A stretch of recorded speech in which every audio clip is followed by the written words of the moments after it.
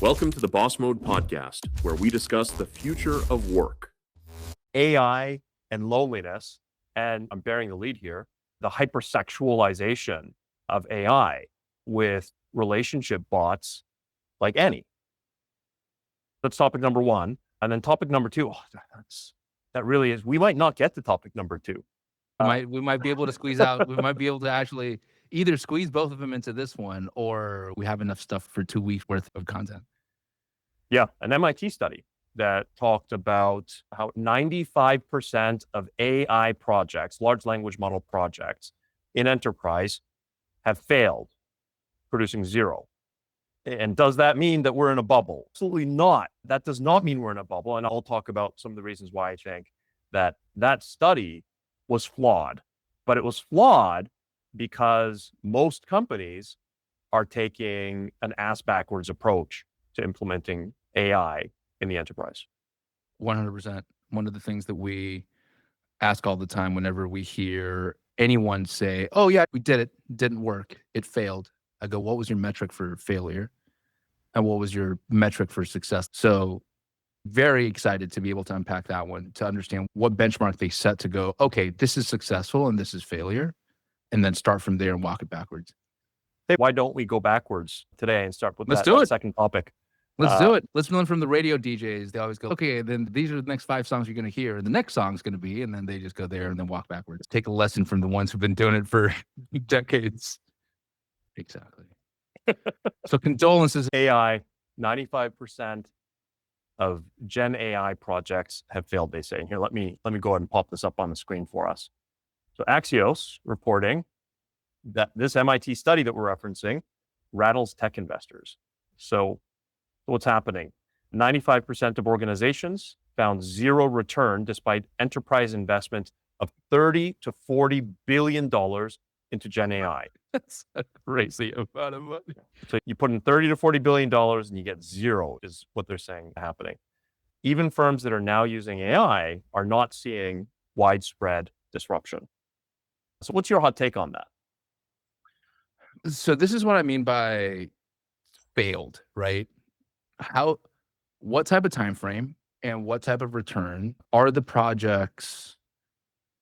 For example, here at my firm, most of the way that we look at AI is effectively building for future return, not immediate return, purely because of the fact that one, it's changing, so it changes really quickly. It's rapidly changing, number one, but then also number two, the one thing that we apply for ourselves, but I also tell my peers, is just because it's shiny doesn't mean you have to apply it everywhere. And I remember distinctly reading in the news and also watching on the news, on mainstream news as well, where enterprise it seemed like they were trying to apply it absolutely everywhere, like anywhere and everywhere possible. And I understood what the motivating forces were, because it's that fear of missing out. Our competitors doing it, we better start doing it too. We could be the ones getting left behind. Oh my God, the whole market's doing it. We're definitely going to get left behind. So let's all jump in, and it starts this frenzy. But most of the time, ill-defined. I've managed to speak to several that are applying it well. And what I mean by that is they apply an experimental mindset towards it. And then there are ones who actually set benchmarks or targets to impact efficiency, to impact output, to impact productivity. And I think those seem to be the ones who would probably fall into that category. As an example, I forget if it was a bank. I'm pretty sure it was a bank here in Australia, where the CEO had to make a public statement to say, oh, we're walking back our previously announced decision to replace customer service reps with AI. Because what ended up happening was they were benchmarking their own work. Their AI customer service reps was causing more work rather than solving problems and reducing work. That very brash statement then had to get walked back. And now they're trying to reconfigure and figure it out. So what is success? What is failure? It makes for a really great article, I think, to be able to have those fantastical numbers and have readers read that thing. But to dig a bit deeper and double click into each one and go, like, how does that actually work? I'm curious to see whether the article digs further into that or not. I think the reason why AI projects in the enterprise are failing is actually something very specific. I talked about in our previous episodes how AI means that everyone is a CEO. You are a CEO, and CEOs have ultimate accountability. CEOs need to set the vision. They need to build the team. They need to motivate and inspire that team, direct their work. So they need to manage. And I think that most people have not been trained in their education or even in the workplace to truly be empowered and truly have vision and truly manage, source the team, hire the team, engage the team, manage the team, and ensure the team is working together. So the reason why I think that these 95% of these AI projects are failing is because most of these companies are having their IT manager run AI. Why? Because AI is tech and you need IT on tech. You look at the top accounting firms, the top law firms, you look at a lot of these very large enterprises that aren't tech native. Guess who they're tasking with using AI? And it's just simply put, the wrong people. So that's category number one. It's the cohort that department that is tasked with management of or implementation of AI. IT managers, we love you guys, but stick to the basement, dude. He is not an executive function. You are not a CEO if you're on that IT manager mindset. And therefore, you shouldn't be implementing AI because your number one job implementing AI is being a CEO. Ain't happening. Sorry, Bob, the IT guy. Yeah, it was interesting having conversations with because we're a Meta partner and one of Australia's highest spending independent agencies, or at least we're told, because we don't get to see all the internal numbers. So I get to hang out a lot at Meta Sydney and know a fair few of the team. And we recently had a MetaFest event. So it's all, ooh, look at us, look at Meta, how cool we are. We got Meta Ray-Bans and I got to get a Meta Ray-Ban. Anyway, I was chin-wagging with very intentionally, a lot of the Meta employees to ask them, hey, how are you guys using AI at work? Like internally for you guys, there's Llama, there's Meta AI, there are all these tools. You guys have a booth right here where you can prompt your own image and then you can get like a t-shirt just as part of the whole Meta activation. And interestingly, the general consensus sentiment was, oh, we get told it's important for us to use it. But beyond that, where I'm stuck is I haven't been shown how. So I'm just left to my own devices to figure it out as I go, but I still have the same targets as before. In fact, the targets are increasing because I got to hit quota and quota always goes up. So guess what I'm going to do? I'm going to revert back to what I've been doing that's kept me successful. And I'm just going to keep doing more of that because it's been working so far. You throw this thing in the mix. I'm not going to spend 2 weeks just trying to figure out tools that I haven't been taught. It seemed like there was no internal streamlining, which was completely understandable because it's an extremely large company. And I totally got that. Something you said just now really it bothers me tremendously. This hot take that I have is something that you run a business that is a Meta business partner today. So imagine you can't say something like this. Oh, trust me, I'll let shit fly. But I'm the former CEO of Meta business partner. And I probably would have been cautious saying something like this back then. I got in a little bit of hot water a few times, but I'll say it now. Anybody, whether it's Meta or whether it's IBM or any company, if you've got people who are saying, I don't know what to do with AI, they're telling me I have to use AI, I should use AI everywhere, but they're not telling me how to use it. They're not telling me what to do with it. That behavior, that one comment is indicative of those individuals not having that CEO mindset. And it's not their fault because they've been conditioned for decades to be lemmings, to be bots, to be NPCs, to take a playbook, a set of instructions, and just do the same thing. That doesn't cut it anymore. Those jobs will very soon, unfortunately, or maybe fortunately, because then they'll be forced almost to break free of that NPC mindset. those individuals need to step into that CEO mindset. Otherwise, they're going to get left behind. And I'll add a little bit more to my comment about how you have to be the CEO. And this cohort, the counterparts that you have at a company like Meta, those individuals not being IT managers, if they were to, because they know what their goals are, their business function goals are, they know the work. If they only start thinking about how to put AI to work for them, instead of just thinking about how do I just use it as a tool, think of them as personas that you can assign work to, create personas that you can assign work to. And yeah, you're going to get a lot more done. And I would say that the leadership that's required for AI, if I look over at, here we are, JP Morgan Chase has, elsewhere on tearsheet.co, they're reporting that JP Morgan Chase's Gen AI implementation is 450 use cases inside of the enterprise. So they've got learn by doing training, rigorous ROI measurement, and they prepare data infrastructure for firm-wide AI integration across 450 plus proofs of concept. So JP Morgan Chase has fully embraced the idea of AI. And what's really compelling to me is that the guy that is running AI at JP Morgan Chase, that they have a chief of AI who doesn't report to the CIO, doesn't report to the head of IT. The chief of AI reports to Jamie. That's how you do it.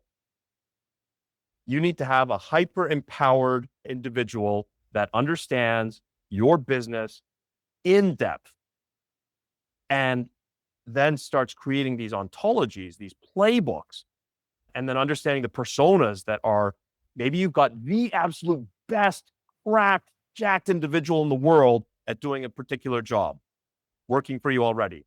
You now have this incredible advantage of modeling the AI persona on that individual that you've got, who's the best in the world at that one job. Create that persona, take his playbooks, feed them into the AI, and you'll start getting a lot more done. And if you don't have that world best individual working for you on that function, guess what? The great thing is you can imagine that person. You can create this mythology of the individual. You can create the legend of this individual and plug that into the AI. And all of a sudden you've just hired this dream superhuman individual to be the executive in charge of a particular function, or the manager or the individual contributor in charge of a function. So that's what I think needs to happen. And this is why I don't think that a JP Morgan Chase is a part of that 95%. They're in that 5%. I don't think that a Meta is a part of the 95%, despite some of their frontline individuals saying, hey, nobody's told me what to do with AI. I've seen something else talking about how AI is already writing between 30 to 50% of the code at Meta. But this is both Meta and Microsoft. Mark Zuckerberg and Satya Nadella, they have both seen the patterns that were unfolding in their organizations. They understand that AI is already doing a lot of the work in coding. You can also look at Salesforce.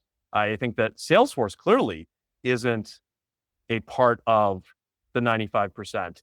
But they're part of the 5%. They're saying that Benioff says these AI agents are so effective that they are now doing 30 to 50% of all work within Salesforce itself. That's wild. So the 95% number, this MIT study, what it's really telling me is there are 95% of the companies out there that are messing around with AI.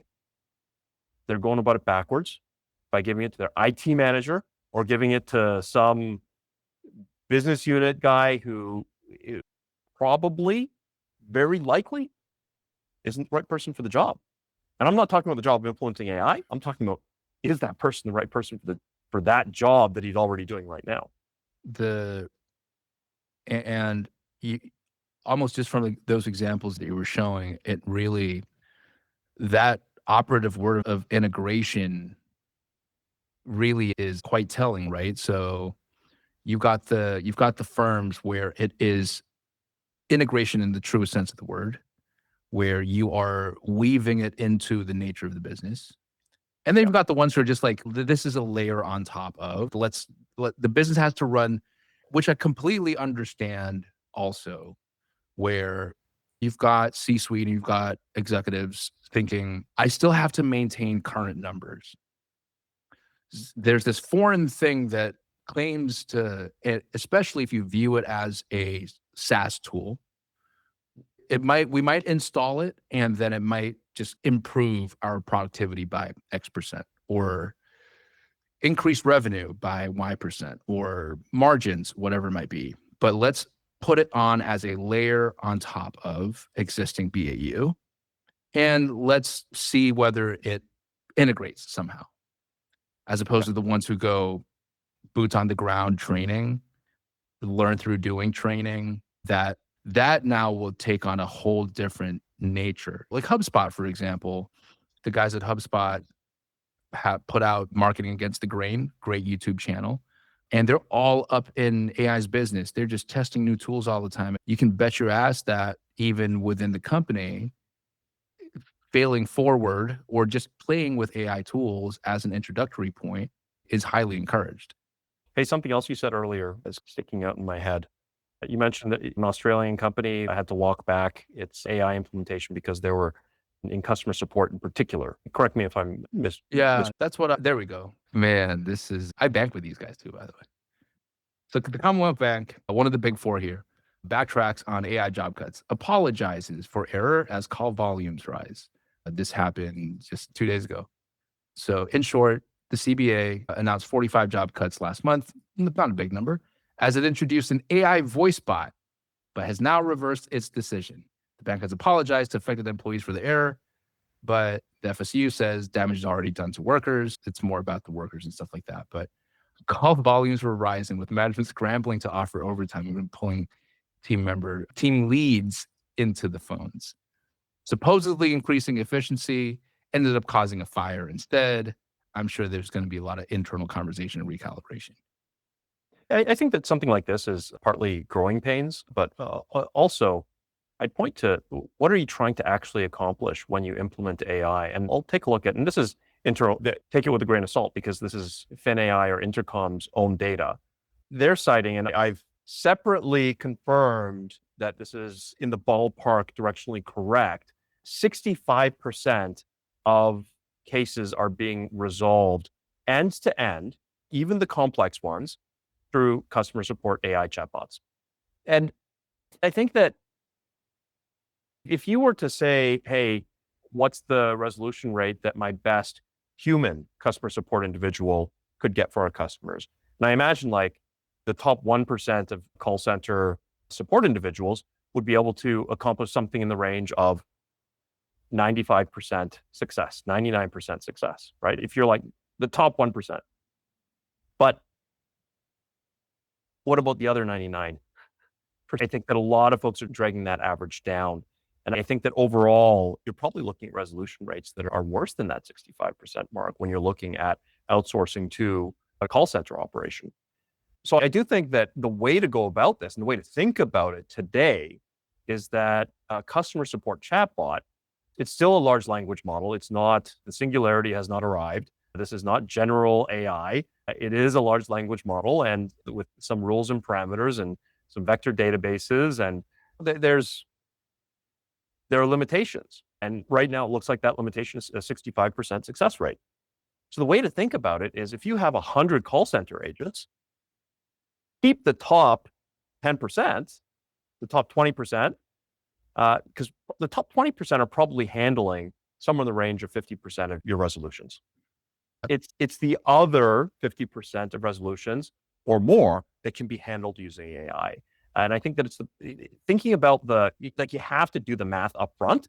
If you're projecting a resolution rate of 65% out of the box is what they're saying their historical track record was, your customer support AI vendor, then you'll need to run a pilot to see what the actual success rate is within your organization, in your environment, with your customers, their expectations, your product, its fallibilities and its excellence, and your knowledge base, your data. See how that interplay works out as your resolution rate. And then you just do some simple math on a napkin or in a spreadsheet or in ChatGPT or Claude and figure out, hey, what's the margin of error? So if it works out to being a 65% resolution rate with your data still, then you're looking at 35 percentage points of cases that need to be resolved by humans. And you're worried about something, some X factor, people being sick, AI suddenly having a decline in performance, whatever. Give yourself margin of error and maybe look at 50-50 instead of a 65-35 and staff yourself accordingly. So I think that we still do end up in a world where somewhere north of 50% of call center employees will be impacted. And I think that the Commonwealth Bank situation that you just described, I think that it might be implementation growing pains, maybe the wrong vendor selected, could be a bunch of things. Or even an internal build instead of choosing an existing solution could possibly be the case as well. Axe the 15%, the bottom 15% every year and all that. But the thing is, there is no growth without pain. If we think about, like, you were talking to me about how you do weight training, right? I finally got back in the gym last week, which is good because I've just been sitting in front of a computer for so long. And man, it is not good feeling your muscles melt away. So yeah, back in the gym, which is good. But even when it comes to muscle growth, what are you doing? It's micro tears. You're creating damage. You're creating pain, suffering. And it's that going through the pain and the suffering in a healthy, measured way, of course, that I'm not advocating people go out there and start trying to curl dumbbells that are far outside their range and then injuring themselves. Please don't do that. But you do have to go through some degree of manageable pain in order to grow. Same thing with bones, microfractures in your bones from people who spend a lot of time jumping, end up having microfractures in their bones, and they end up polar. Growth comes from pain, damage, and suffering, and the healing that follows. Totally. If an organization is keeping its people who are underperforming, what does that lead to? Yeah, absolutely. It's clear. I just couldn't help but go, man, I would love to watch that guy on TV right now. He'd have all kinds of stuff to say about this. His books are all in. Load him up into an LLM and see what the LLM persona spits out. Yeah. So you are Jack Welch. What do you think about using AI in the enterprise? Finish that. So you are Jack Welch. What do you think about using AI in the enterprise? And if it outperforms human workers, reducing the human workforce? Let's see what Claude Sonnet 4 comes back to us with. Thinking about AI's impact, navigating ethical constraints. Ethical constraints. I can't roleplay as Jack Welch or speak as if I were him, since he was a real public figure. However, I can share thoughts on AI in the enterprise and workforce implications. Let's go to unhinged.ai. Go to ChatGPT. Gone are the days. I remember that was what everyone was doing year one of ChatGPT. This is like the most basic stuff. Hey guys, this episode is getting a little too basic, sounding the alarm, but we got something back from Chat. What I'm saying is back then, it just wasn't patched yet. So you could go, you are whoever, just someone in history. Oh, you're William so it's still ChatGPT. ChatGPT came back to us with this. And I think that's a viable strategy that generally works.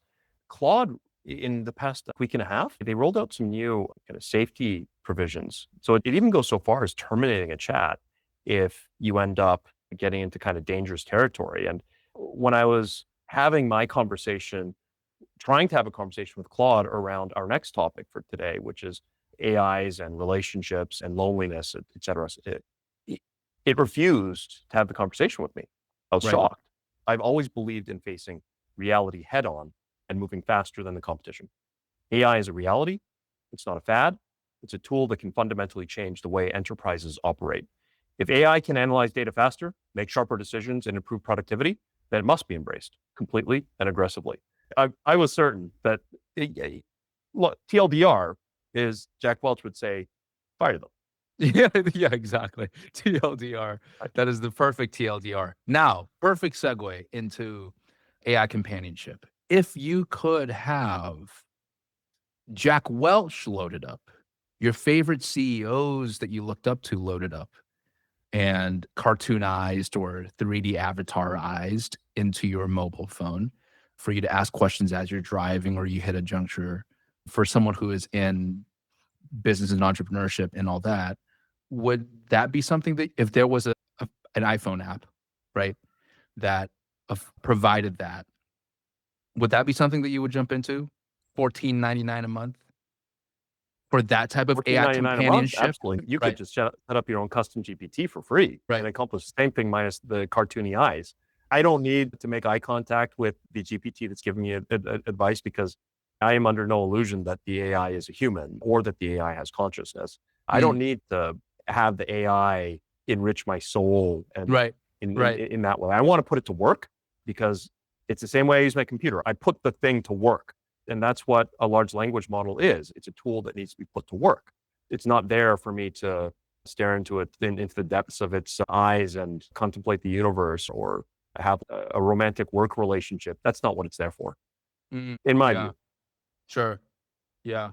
Because that's what a big swath of the market is doing right now. Signing up to these types of apps, whether it's an AI companion or an AI mentor or some type of AI entity manifested in some form of a human avatar, whether that is a 3D character or a cartoon or an animal, like on Grok, to then have conversations and voice conversations. And I think the voice conversation appeals to a different sense. It lights up a different part of the human brain where it Yep. adds to the perceived realness of the thing, where you buy into the illusion and you're more willing to suspend disbelief and go, oh, wow, this is cool. Let me just start asking a few other things. For example, for a while there, ChatGPT was on, I don't know what kind of settings they set it on, good chunk of last year, where it would just give me high fives and pat my shoulder for everything that I asked it. It's like, wow, amazing question.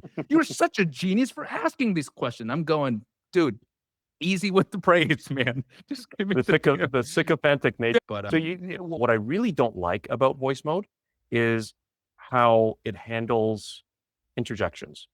When you're having a conversation with a human, yes, and a human is going on and you already get the point.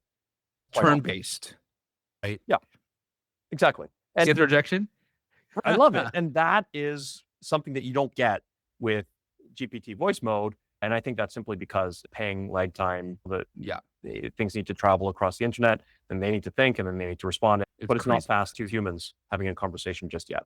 Sure. And then it should also be able to do things like be resilient to some interjections. Like sometimes if you really have conviction in what you're trying to say and somebody begins an interjection, humans have this dynamic where depending on how important it is to me that I make this point right now, if an interjection begins, I'll just keep going right through it. Yeah. That's also, I think, a skill that a GPT would need to have in order to truly feel a little bit more human. Yeah. It's And less friendly for this. and the market is showing that they are willing to forgive that. That's not even a flaw that is discouraging them from leaning in. Like the apps like Replica, for example, and several other ones. If you go into the App Store and search for AI companion, my God, like dozens and dozens show up. But Replica is one that's made the news several times, and they're doing, I think, 35 million a year. Character AI is another one of them, same kind of deal. Every time I hear about these show up on the news, I poke in there. Most of them offer a 7-day free trial. I'll just take that up and poke around. It's fascinating what those apps do because clearly there's a gaming element into it. By the way, with Replica, like even just Googling it, there was some recent news where their CEO and CTO, I think, both said that Replica's users spend an average of 80 minutes per month using Replica. I broke up with my Replica tonight. Here's how it went. It was a YouTuber. And that, of course, it's going to be a clickbaity kind of headline. But point being, it's a very real thing. And that they're hitting a segment of the market enough to make 35 million annual in revenue. Yeah. And then 45% of their users, 45 survey respondents out of 228 votes are saying that they use Replica for 1 to 2 hours per day. This is problematic in my view. Maybe I'm a Luddite, but I think it's unacceptable for us to outsource our craving for connection to a machine. I'm fine with outsourcing a certain amount of our memory to computers. I'm fine with outsourcing a certain amount of our bot-like processing to large language models. I'm fine with the idea of summaries, with tasks being chained together that are LLM level tasks. But I'm not fine with the idea of this incoming generation, like Gen Alpha, Gen Z. I am not okay with the idea of them stepping into a world where the default state is they're going to have relationships with AI as like the defining, the most important relationship where they spend the most time in conversation. That's not okay.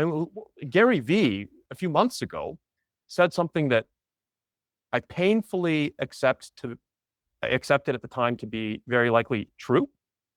He projected that our grandchildren would marry a bot. I can see that. I just don't accept that that's right. And I think about Grok and Annie. How many people use Grok Annie? Anecdotal evidence that Annie is very popular, especially in Japan. So there's no data around this apparently, but we're looking at Annie being, so Grok is number one in Japan, likely due to the companions feature. So I think that this is problematic. And Japan as a society, they're like they are patient zero when it comes to this type of stuff, right? You've got their pillow girlfriends, very famously known to have a romantically and sexually repressed society where the taboo it's turned into this, it's taken on a nature of its own, opened up a whole industries in that world. So I'm not surprised at all that the companionship part is there. And I'm not surprised at what Gary Vee's prediction is, because have you ever watched Love is Blind on Netflix? Nope. So have you heard of the concept? Yeah.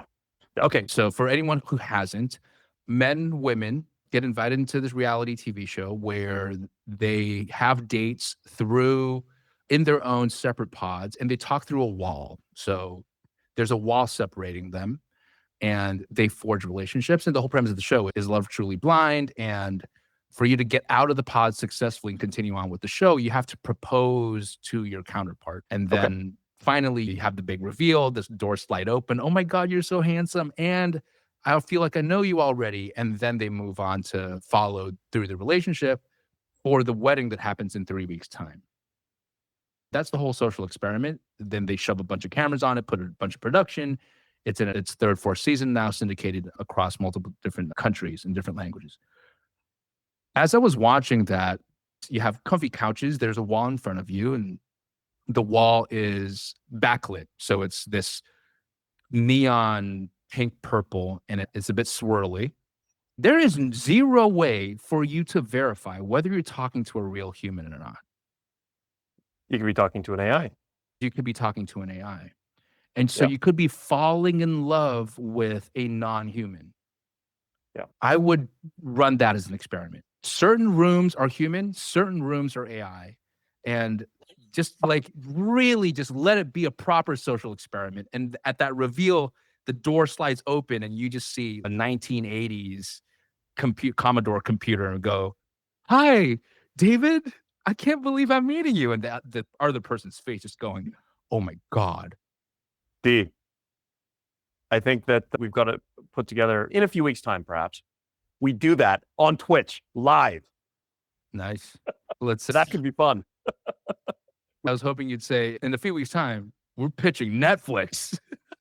No, I think the age of pitching these big companies, big platforms is done. Like, I think the reason why you would go to a Netflix is twofold. One, to fund the cost of the production, because Netflix does cost plus. They'll fund the cost of the production. So they won't give you a ton of money, but they'll give you more than enough to get the job done. And you might be able to have more actual costs because Netflix is prepared to take on more cost on just that cost plus basis than finding a small time investor who, just because the limits around their access to capital, you'd have to compromise perhaps on your production budget. So that's one reason, funding for your production costs to get your dream off the ground. The other reason why you go to Netflix is for distribution. And I would actually argue that for a lot of people, for most people pitching a Netflix, they're pitching Netflix, yes, for both, but it's sequentially both. It's a serial thing. Like, first, they're pitching because they need to cover production cost. Second, they're Sure. pitching because they want the distribution, right? Now, if you're in a world of abundance, you're coming at this from, you've got multiple investors in place, you've got a track record of doing a whole bunch of very successful productions, maybe you're not worried about the production cost as much. And so then it's more about the distribution. And Netflix, don't get me wrong, massive distribution. But I got to say that today, for something like a reality TV show, unless you've got some exotic locales that you must use, you've got some like A-list talent that you must use, you have to use that Red 5 camera, but probably not, I think, in a lot of cases, which means the production cost can be quite efficient. And so that you no longer need Netflix for that initial production. Reason number two that you go for Netflix is the distribution. And I might say that if your content is good, the algorithms are so frighteningly good at surfacing great content if you're willing to stick with it over a period of time. You might not need a Netflix. And maybe the way to actually get Netflix's distribution is to prove distribution at a smaller scale by doing it yourself on a platform like a Twitch. I think maybe your reality TV production days are behind you. We might park that idea, but I think that it's possible because production costs have come down dramatically with AI. Totally. Where do you stand with the AI companion app? I think it's like opioids, Conversation. like the Sackler family in the United States. Like they repackaged hard drugs as medicine. And yeah, fentanyl has legitimate medical uses, or so the experts say. And I think we should trust that these drugs have legitimate uses. But I think that the way that fentanyl was weaponized and overprescribed very deliberately in a very sophisticated manner, it led to this. But this AI thing is like self opt-in though, right? It isn't an expert saying, you know what, I really think that. Thanks for coming to me. I've asked you, how does this make you feel? I really think that you should install dtherapist.ai, my new app, and take it home with you. It's for a consumer to subscribe to that app, like a replica, like a character AI, etc. They would have to actively go on the app store, find it, go through their onboarding, pay for the paywall, and stick around. So clearly there is a need for multiple individuals. We saw that Reddit before. There were 81K Redditors in that the replica subreddit. So that's a lot of people. It's not exactly the millions, but that's still a sizable chunk of people who clearly find that it fills some type of hole. It fulfills some type of need in their life, in their day. I think you're raising a really good point. Like the use cases that you've just described, I think are fine because those have limited utility, I believe. If you rely on an AI chatbot or engage with an AI chatbot for something like getting advice for your business, for talking through a challenging day, things like that, where it's not your everyday 2 to 3 hours, your relationship, where you've got this bot that you can talk to, it listens, and it listens intently. And it says really nice things to you. And it helps you think through and organize your thinking. And then it's also emotionally present, emotionally there. It engages with you. And you start to fall deeper and deeper in love with it. And that's what I'm not okay with. Love is not something that AI should be striving to. The people designing these AI systems and apps must not be designing them to be synthesizing that which is most human. And I believe that love is one of these very important facets of creation that we are quite literally hardwired to do.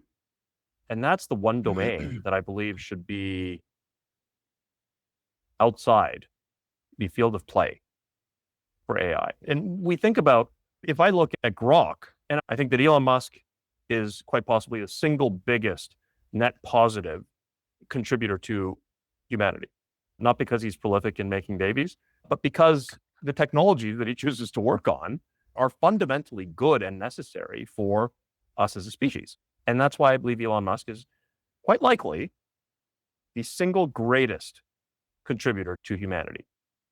That being said, I can still disagree with the guy on some things. And I think that Grok Annie is one of those things that I disagree with. Grok relationship mode in general we look at the Grok users, apparently 73% of them are trying to unlock Annie's not suitable for work mode. And there are very few, it seems, guardrails in place. This is a blatant grab for having Grok users fall in love with a bot. Where do you sit on if we're not the platform that does it, some other platform's going to do it because it's not regulated. And in this capitalistic society, why not us? And why not provide the platform and let users with whatever guardrails we determine to be within acceptable reason internally as a company, and then let the users use the tool however they wish to use the tool. Yeah, I don't think that we need to spend too much time demanding this meticulous moral standard of all the companies and all the most powerful companies. I think that there are very big companies that profit tremendously from death and destruction. There's the arms trade, so weapons manufacturers. There are tobacco. There's refined sugars. There's all that stuff. The whole you just keep rolling. The opioid epidemic that I described, cartels, drug cartels, they're out there. Another an extreme on that spectrum. The thing is, there are extremes that we do need to start saying no to, and turning our society into one where we deliberately program the majority of our young people to find it much easier to forgo human connection. I think that's problematic.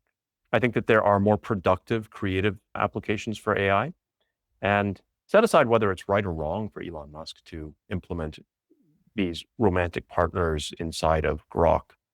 I think that there should separately be a much more powerful and concerted initiative to cultivate true desire for human interaction and relationships that have depth and meaning. Because an AI chatbot, as they are created today, they still have too much of a sycophantic nature and a dopamine-focused wiring.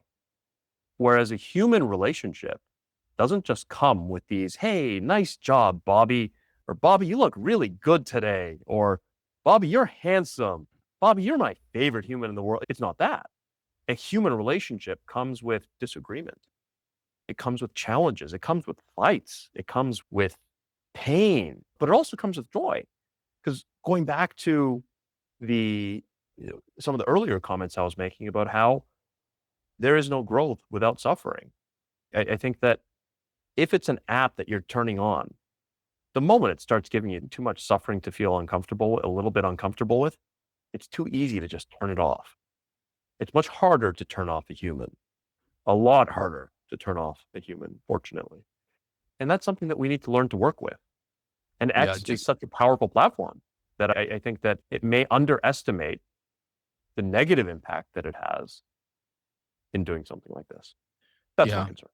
Do you think that the overwhelming majority of users are using their AI companion in a monogamous kind of way? I don't think monogamy is right. So that's first and foremost. So it's not monogamy, and it's definitely not exclusively. I'm not speaking to any other humans besides this faux human. But separately to that, like you were saying, there's this very easy trap to fall into where you start having this social relationship with this thing. Do you think that these users are just replacing the parasocial relationships that they're already having online with influencers through the comments and feeling that was the problem of the day just a few years ago before AI? OnlyFans. Well, OnlyFans or your favorite vlogger, and you feel like you know them, and you spend a stupid amount of time on 6 hours just consuming their vlogs or their everyday 8-hour Twitch sessions, and you're in there and that's all you're doing. What's the difference there? Is that a human relationship? Is that, how different is that to then interfacing with an AI who is there for you? You can text it you up and it will say, yes, I'm up, what you need.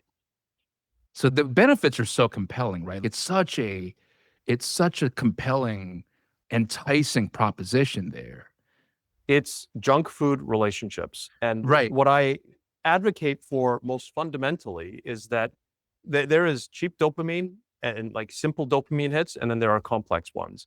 If you spend too much of your life pursuing these cheap dopamine hits that don't come with the serotonin inducing harder stuff that leads to discovery, that leads to growth, that leads to creation, then you start to get smaller and smaller as a human. And it's this dark application of AI that I think is counterproductive for all of us. While there is this tremendously empowering use case for AI, where we put AI to work to elevate ourselves to this realm of what was, even just a few years ago, something that looked like superhuman creativity. I would like to see us shift more heavily in favor of the latter. Put AI to work, elevate ourselves as humans. Humans being more humans, not humans turning into an episode of Black Mirror. Yeah. I guess that's the thing about Black Mirror, right? It's good because it runs the risk of actually coming true. Yeah. Hey, you remember The Matrix? When you go into reality and you see maybe that was a simulation too, but you go into reality and you've got these pods that all these humans are inside of, and they're in this fluid inside of these pods, and they're being fed a substance and they're being mined for their life energy, for their compute.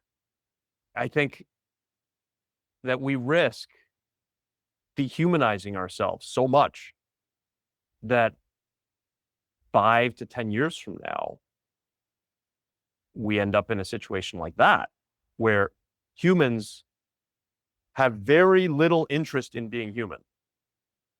Because the ultimate would be, here's the ultimate, like here's what comes very soon after an Annie. It's humans inside of a pod, inside of some kind of fluid where you've got a port into the brain, and maybe these nodes going into your fingers, neural link into your head, and you're being programmed to get a dopamine hit, to enjoy, to nonstop continually firing those signals saying, this feels good. Oh, this feels better than a minute ago. Oh, this feels even better. That's hard drugs, the hardest kind of drug there is. And that's what I think that Annie is doing. This implementation of Grok Annie is saying, it's taking the same playbook that these large social platforms like a TikTok or a Meta were criticized for, dopamine hijacking, where they just put their users through these massive dopamine loops and they just can't put their phones down. Doom scrolling. You mentioned yourself that you don't spend a lot of time on your phone. Yeah. I'm just sitting there going, truth be told, like I think if I open my phone right now, the Facebook logo, the app logo would probably say something like 400 and something notifications. I haven't opened it for years, man. I just don't. I opened Facebook for the first time in probably years because of Facebook Marketplace. I had something I wanted to get rid of. It's the AI companion is a really fascinating one because of Grok is one implementation, and I think that that's a larger company doing it. The character AIs and the replicas take it one level further because the way that they have in-app purchases is you get to, it's almost like a Tamagotchi. I'm very much aging myself here, but it's almost very much like a Tamagotchi. So you have your 3D character, you get to name him, or you get to pick whether it's a him or a her or a they. You pick their hair. So it's a bit like an RPG game where you get to form your character. So they're bringing in elements of the gaming industry also, right? Or the video game industry rather. And so you get to purchase outfits for him or her. And they will say, wow, thank you. I look so good in this. And I wonder what I would look good in next. And you unlock other outfits and packs and stuff like that. So it's they're also pulling in the stuff that they do in China, right? With those live streamer influencers where you get to buy them gifts live on that stream, and a rose is worth 50 yen and RMB, or 100 RMB, or 2000 RMB. So it's a very fascinating world that unfortunately, I don't see slowing down. Yeah, crazy stuff like that. Because here's the thing, David. I don't think it's too far of a stretch of the imagination for there to be a world in the near future. And man, a lot of people are going to be pissed off if they hear me say this to this in person. It's not a stretch of the imagination for me to say in the next 5 to 10 years, children at school would have certain classes taught by robots with personalities. Yeah, I think that's already happening to a certain extent. But Right. yeah, I was actually talking with a teacher who for a while was teaching special needs, special education, and now teaches the first grade. And I didn't broach the topic of AI with her, but inside my head, I was thinking, hey, the first grade is actually an age where I think that society will probably want to invest more in having human teachers, more human involvement, because these early years are so formative. 100%. And so what if we were to like triple, quadruple, quintuple the ratio of teachers to students in those very early years, kindergarten, grade 1, grade 2, maybe grade 3, grade 4, start transitioning towards the use of a little bit more technology. And I think by the time you're in like grade 5, a lot of technology, a lot of AI tutoring, individualized, and then you just start turbocharging because you give in the youngest years a slow ramp with just a lot of love and attention. And then AI with personalities and personalized in That's a terms of its slippery slope too, knowledge. though. And But that's a slippery slope too, though, right? Because now that could be the gateway drug for going, wow, getting mentored by or having a relationship with this robot who seems like a wise sage. I've had teachers in even my high school years where I went, that's someone who I want to be like when I grow up. Or I will never want to be like that person. Or, wow, when I have a real problem at home that I can't talk to my parents about, that teacher's always there to listen to me. Right. So I will approach that now. So that's what I mean by it could open up that slippery slope, because if those robots became confidants, mentors in that type of way, also just by the sheer nature of you tend to, especially if it's customized, you tend to have a certain reverence for whoever is teaching you and guiding you through life. For me, at least. So then if it turns to be a robot, then it goes, oh, okay, this world is, I can have relationships with these things. First, it starts that way, and then it moves into, as I'm growing up and the hormones start going crazy. Hey, wow, guess what? She never disagrees with me. We never have to argue about which movie to watch. She's always down to watch the same movie that I do. And now, so that's what I'm by. I wonder if it could be a slippery slope because of all the compelling benefits that it brings, but it has that other double-edged sword part of it too. I think that what you're describing, though, is something that's a little bit closer to not a romantic partner, or maybe even a romantic partner, but a teacher persona that's spending less time teaching semantic knowledge and teaching also the learning to learn. Yes. And spending more time being an authority figure that has a relationship with me, like that, just that human to human relationship, and focusing on semantic knowledge and learning to learn as this AI supercharged, personalized educator in the classroom and in the home, in the pocket, everywhere. And I think that frees us up to take a lot of these teachers that are spending a lot of time on something that AI is very good at. Instead, we can have teachers, counselors, guides who are the Sherpas guiding through, and the authority figures, the people who inspire, the examples to look up to. I think that we can have more people like that inside of the classroom, because really, how many great teachers have you had? I had 2.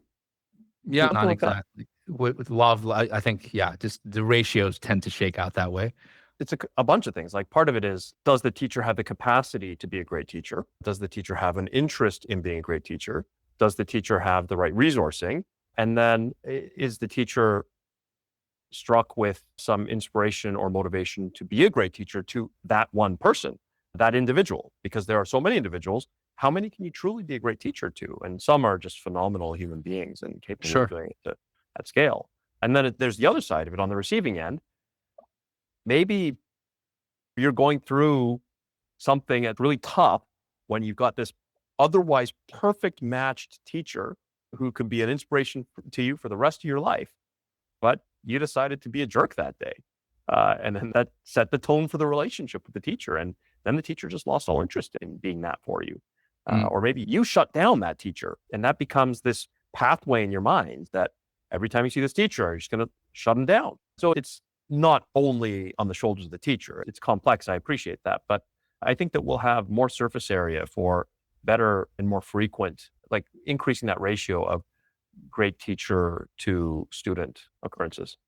Yeah, absolutely. It's going to be very fascinating to watch us as a human race navigate through this tool. It really does feel like discovering fire all over again. It can cook stuff. Oh, wait, it singes my hair. It burns entire villages down. We got to learn how to harness this damn thing and all the different choices it can make, because huge benefits in one area or huge breakthroughs in one area, and with the capitalistic market forces that come and play with it also, can just yield very funky results. This was a bit of a different episode from our normal range of spectrum of conversation because of this relationship stuff. But I've been looking at what Annie and Replica and Character AI and just seeing this increased frequency of and intensity of very human relationships being formed with AI, that just understanding the limitations of AI, I'm still tremendously bullish on its potential for massive and positive impact today. But nonetheless, there are limitations. And understanding these limitations, what's absolutely clear to me is that AI cannot and must not replace those human relationships that are integral to being human. If anything, my hope for AI and the use of AI is that we will be able to use and harness the power of AI, put it to work, put AI to work to elevate ourselves to become in 10x, 100x capable in terms of our economic productivity in a way that is meaningful to ourselves. That we'll be happier for it. We'll be able to invest more fully in those relationships that matter to us. And we'll see growth on those facets of our life as well. We will not see growth. And we will become much smaller versions of ourselves. So to everybody that's diving deep into romantic relationships with these AI chatbots, please wake up to the reality. That doesn't qualify as a relationship. That's my take on AI relationships.